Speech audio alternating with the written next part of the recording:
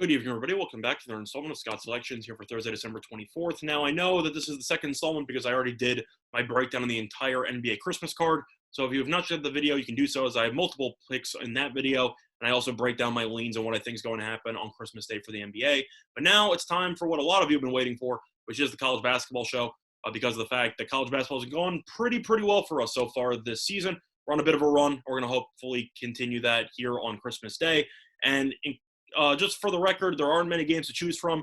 You have 4 games all in the Big Ten because apparently they didn't get the memo that playing on Christmas isn't exactly ideal for college students because every other conference isn't doing it besides the Big Ten. But either or, I'm not going to complain. You got some games on. So without further ado, we're going to talk about one matchup here in the Big Ten. It's going to be between Michigan and Nebraska. That game will be taking place at 6 p.m. Eastern Time.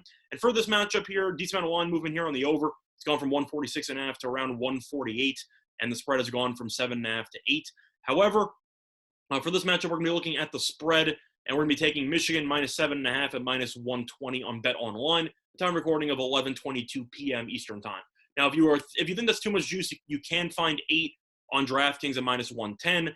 FanDuel already has 8.5 though for Michigan, and BetMGM also has 8.5 for Michigan. So you have seen mostly around 8, 8.5, but Bet Online still has 7.5, and I'll pay the extra 10 cents of juice there for the extra half point. So looking at Michigan and why I like the Wolverines in this spot, first of all, it's mostly a fade of Nebraska. Now, Nebraska, so far this season, they're 4-4, and some of you might say, well, 4-4 is not too bad. Maybe this team's actually mediocre.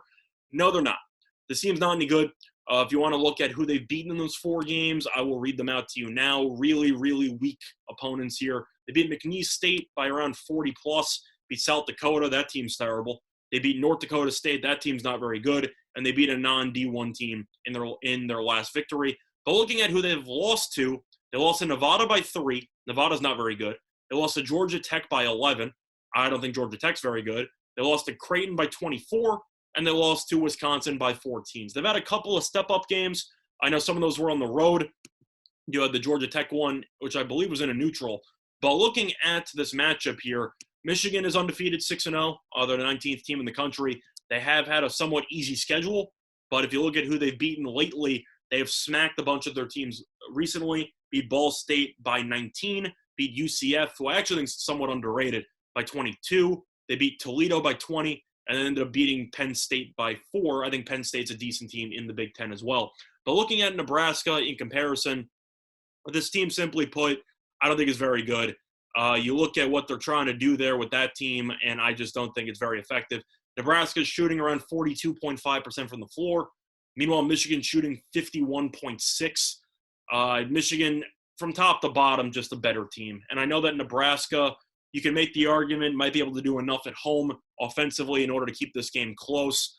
I just don't see it personally. I think that Nebraska, who currently has 3 guys averaging double digits, with Teddy Allen, Delano, Banton, and Trey McCowens, I think they're fine. But Nebraska's also shooting 64.9% from the foul line and 32.2% from 3, which really just isn't efficient enough to handle this Michigan team. Michigan, with Juwan Howard, has been very solid this season. They have had some issues against some below-average opponents to start the year, but they seem to have found their stride, and I don't really care who's the home team for this game. But Michigan is shooting better from the three-point line, and they're also shooting 77% from the free throw line.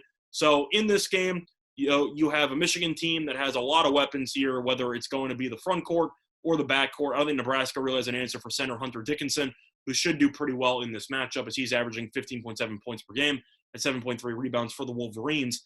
But you have Dickinson, Livers, Brown, Brooks, even just other guys. Just Michigan's the deeper team, the more talented team. And if your team is shooting above 51% from the floor through 6 games, and I don't believe any of those games were against non-D1 teams, I'm impressed by Michigan's efficiency. I think that will be the difference in this game.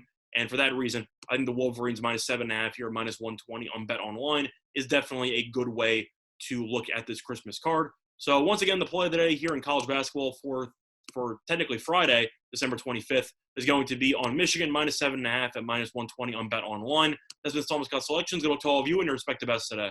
Bye, everyone.